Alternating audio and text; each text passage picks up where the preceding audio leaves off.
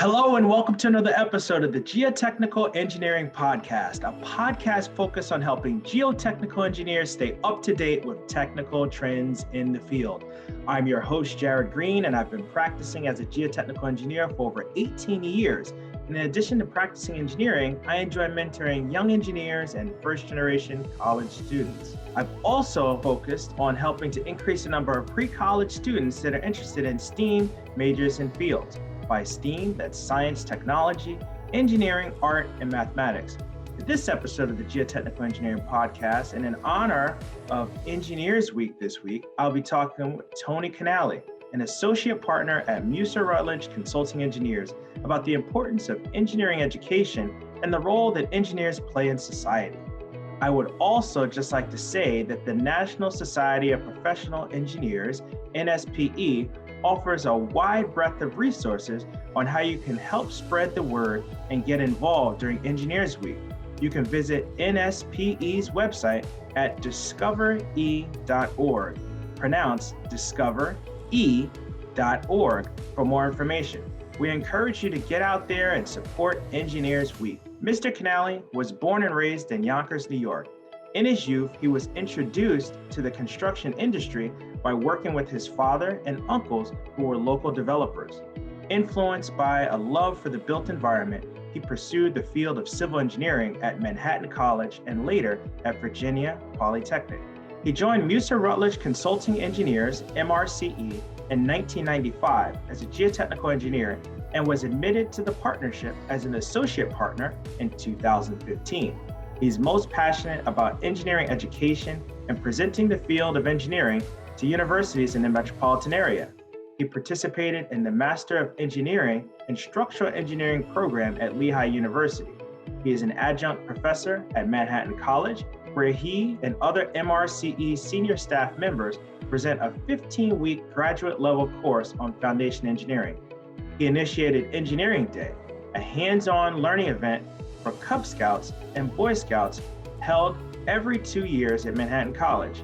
And he has initiated MRCE field staff training and innovated several proprietary instruments for MRCE field engineers. He also worked on many high-profile projects, proving himself to be a top professional in the field of geotechnical engineering, including both the Mario Cuomo Bridge, Tappan Zee Bridge replacement, and Citi Field, home of the New York Mets, among others. With that, let's jump right into our conversation with Tony Canale.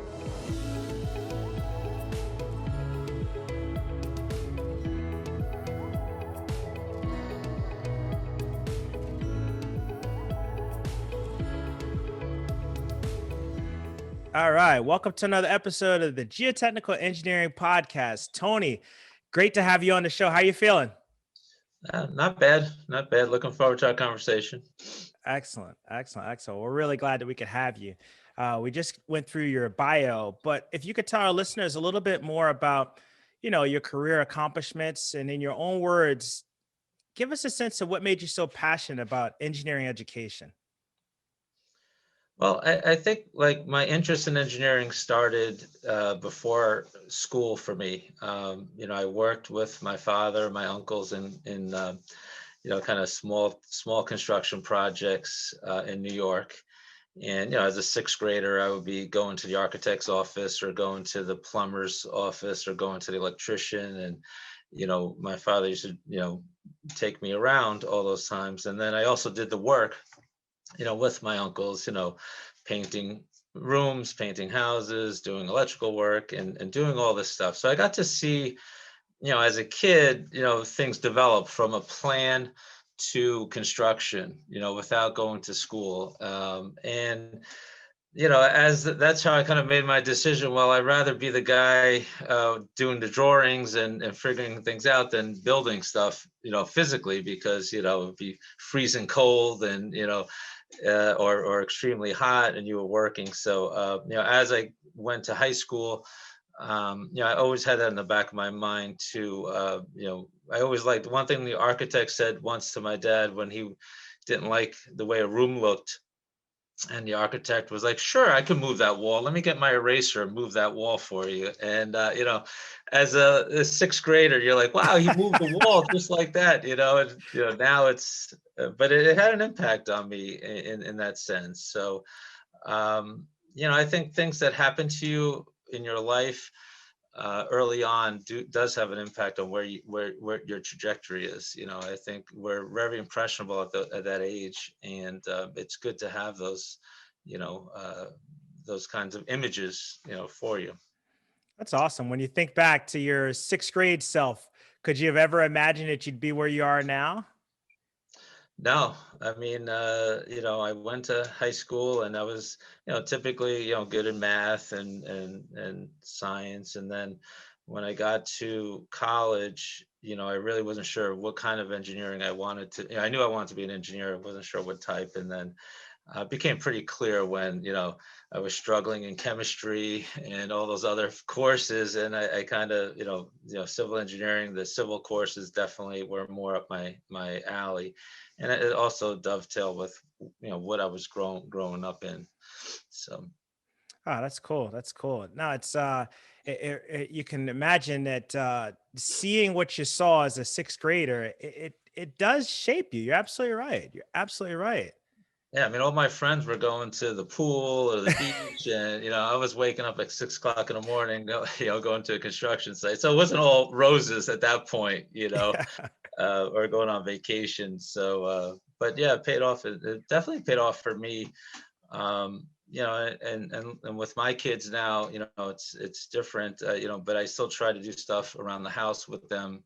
It's important for these kids to know how to turn a screwdriver or hammer a nail in. Things that we're missing.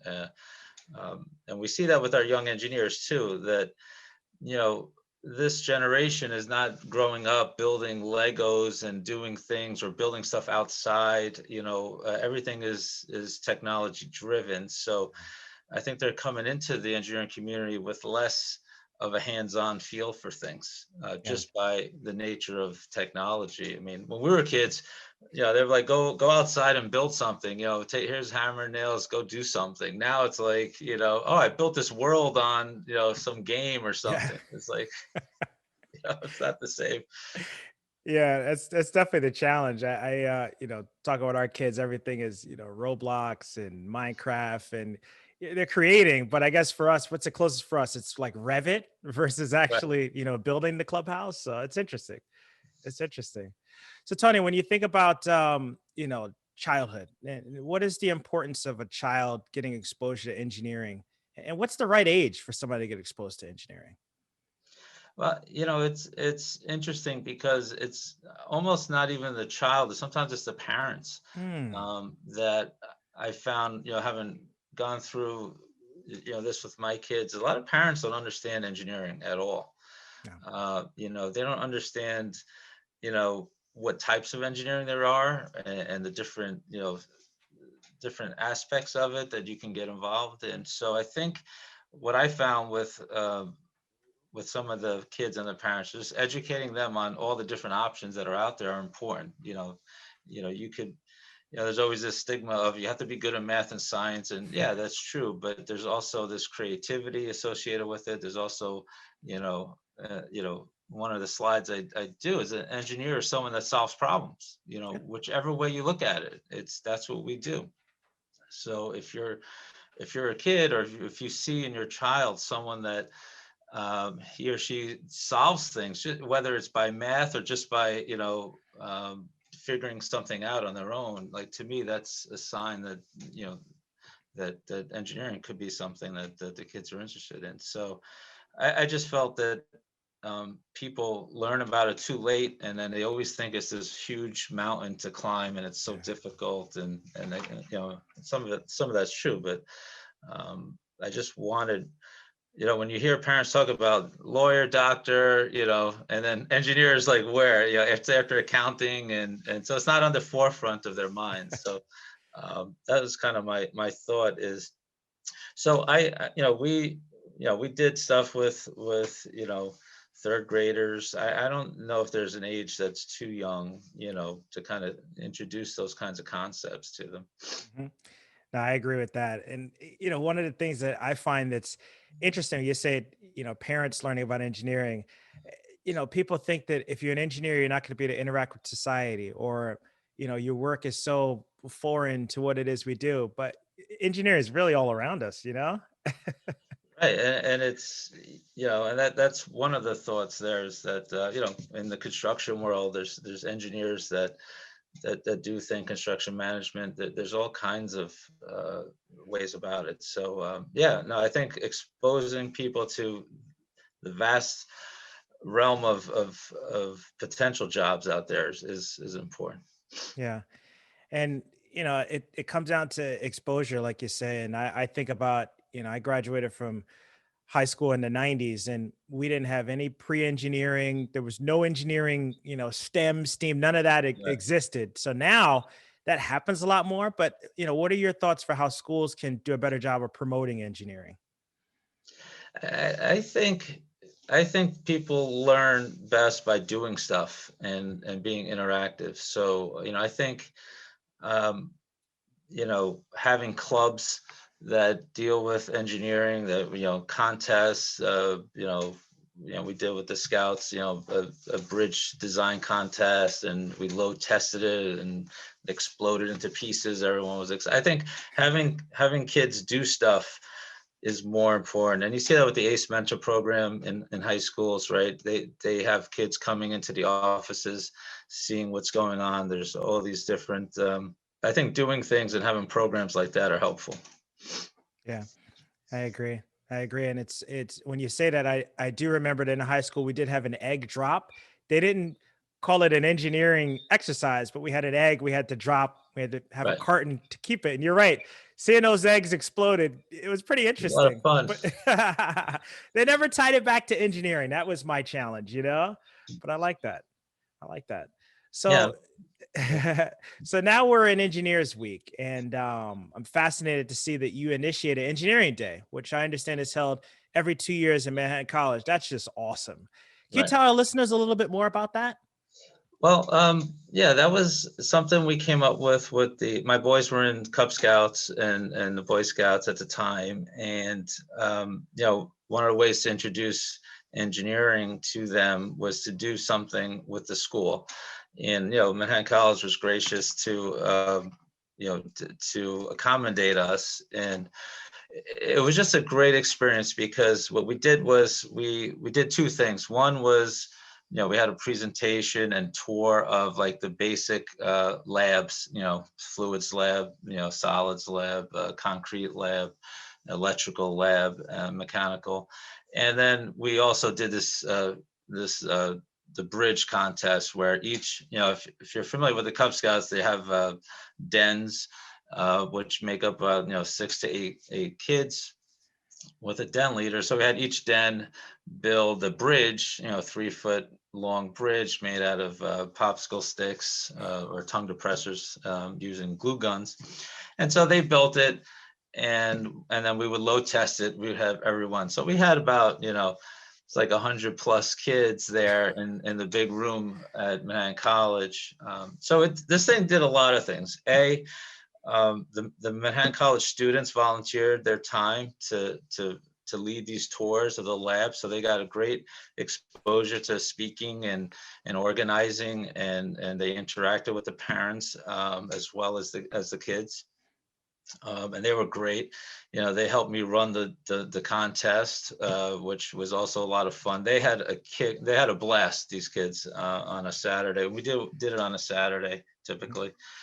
And the kids got to see their creation, and we would load it up, and then I would ask them. I said, "It's about to go. Do you want us to keep going to see a break, or do you want to save it?" Like, "No, break it," and then we would break it. And we didn't really give prizes, because I didn't want it to become this competitive thing where the Yeah. parents are building everything for the kids. Like, I just wanted the kids to do something, and just see what happens. It wasn't. And then we had a lecture about engineering, basic stuff. So, and we did that one year, and then we figured every 2 years is a good, because if you do it every year, it gets, repetitive because the Yeah. kids are in the program for a long time. So we decided every 2 years, and the feedback was great. I mean, the parents loved it. The college loved it. The students who gave up a Saturday, loved it. One year we built a paper bridge. I don't know if you remember that commercial. I forgot what car it was, but it drove over a paper bridge, Wow. right? Like an arch bridge. Okay. So I emailed the guy. I found out who did it. I emailed him, hey, I want to scale this down for, kids to walk over it, right? Yeah. And this guy he emailed me back. He was very good about it. Awesome. He didn't give me any design drawings. He was like, just scale down an arch bridge. So I scaled it down, and then this was 1 year. So we built it with the scouts. I knew how to do, I had Yep. and we built this paper bridge, we removed the support, and now it's an arch only Okay. of paper. Okay. And each kid walked over it, and all the parents walked, and they were just amazed. And that was Love great. it. Yeah. Love it. That's So, great. That's great. They're never gonna forget that. no, I mean, it was that to me was the funnest thing I've done with kids in terms of like that paper bridge. Because I was stressing about it a little bit. I had built it in my garage with my son. I had him Okay. walk over it, make sure it worked, and then we go out there and did it, with the scouts. So it was a lot of fun. Oh, that's cool. And you got a captive audience. They're like, is it gonna work? Right. Oh man. So when you think of engineering, engineers, one could say that's one of the key influences that shapes a society. In your own words, why are engineering careers important to our society? Well, because we solve problems. I mean, that's our goal. And I just hosted or moderated a panel for Manhattan College on the engineers' role in the post-pandemic world. Like what is our role here as we move forward? And it was interesting to hear the mechanical guys, the power electrical guy, and a civil engineer talk about what engineers do. We need to figure out how to move forward. We need to figure out how to make offices safe again. How to make elevators more conducive, given the post-pandemic. So, to me, engineering at its purest is problem solving and making life better for society. One of the slides I always bring up is imagine a world without engineers. Like if you just sit back and imagine what would life be like without engineers, and these kids are like, what do you mean? I said, well, would you have air conditioning? Would you have lights?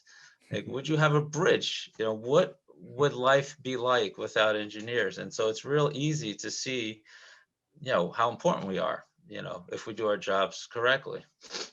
That's good. That provides context, especially for our younger listeners that maybe, they might feel like they're doing some grunt task and things of that sort, but that helps to kind of paint the picture. So thank you for that. Yeah, no, I mean, and you know how it is on our projects, every step of the project matters, right? Yep. From the boring investigation to, every little step builds on each other. So every engineer along the process of a project is important, and nothing is trivial. Nothing we do is trivial to me, every step of the way. I agree with that. What would you say the engineers could do to make a difference and contribute to society while being an engineer? And this is especially for our younger listeners. What do you think they could do? Well, I think it's involvement. Obviously you need to be good at what you do. And we can never forget that, it's a life learning journey. Engineering is. We never know it, and we never know it all. We can't stop learning. So, the societies that we have, like ASCE or ASME, all these societies that provide these forums for us, I think it's important for younger engineers to take advantage of those things. I'm not sure they do as much as they should. Obviously, when we're real busy, it's hard to, take 3 days off and go to a conference for a lot of people. A lot of firms, have different policies with that. But I think engagement is key. I think we need to keep learning. Younger engineers should get more involved in local stuff like ASCE, Met section and things like that. Just learn how to be a leader. Yeah. Because that word I just said, leadership, is not something that you associate with engineers, right? That frequently. Wow. And that we need to correct at some point here. I Yeah. wish we had more engineers in leadership positions in this country. Yeah. It's a powerful thought when you think that engineers are trained to be problem solvers and practicing problem solvers. It makes sense that we should be leaders. So got to work on that. Got to work on Right. that. And what, if you go back and think about your education, where were you taught, where was that even broached, to be a leader, right? Not at all. It's not, because, partly because our field is that you're building up to something, right? You don't just come on the scene as a 21-year-old or 22-year-old graduate, just take over an engineering company like some of these, hedge fund people, or if you look at some of these other folks that just, burst on. Engineering is a gradual buildup, let's say. Some may shave a few years off it, but eventually you just need to get that experience. You need to get that background, and so that's why younger people sometimes take a back seat, because that is the nature of our business, is to learn. But at some point you need to flip the switch and become more of a leader in your organization, as well as in society. Really good points. Really good points. What advice would you give somebody that said they wanted to pursue a career that's similar to the career that you've had? Very successful career you've had, that you're having, I'll say. Yeah. I mean, it, it's hard work.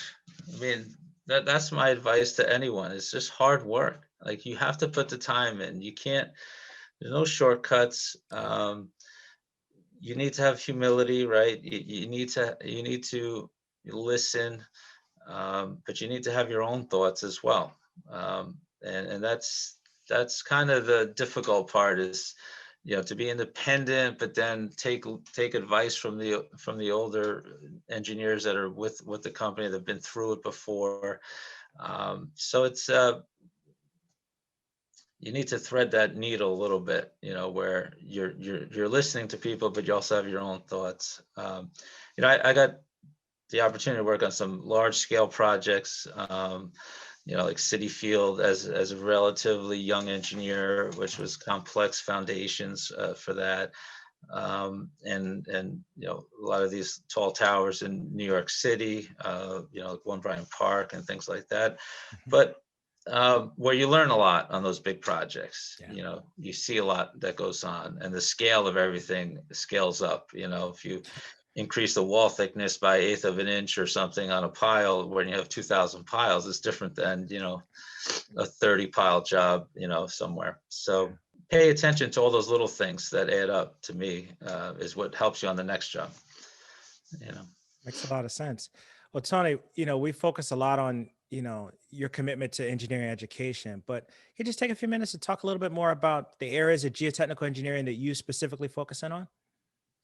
Yes. So, when I was undergraduate at Manhattan College, I wasn't sure exactly what I wanted to do, structural geotech, and I ended up taking the foundations course, and that kind of led me to geotechnical engineering. So when I went to Virginia Tech, that's where I focused on, is geotechnical engineering. And throughout my career, I've been open to any geotechnical work. So I haven't had a specific focus. So I like the variety of what we do at Mueser. So most of my projects, I mean, all of them deal with geotechnical engineering, supportive excavation, foundation design. And I do have more of an interest in deep foundations. I find them very interesting. Deeper excavations. But in New York, the benefit of working where we work in New York is that the soils conditions are so different and so diverse that you're able to work on rock projects. You're able to work on deep foundations, in the same city, which is really nice. Oh, that's awesome. That's awesome. Well, thank you so much. This is a good point to pause at. We're going to come right back in a minute and close this one out with Tony on our career factors, safety, and segment. Stick around.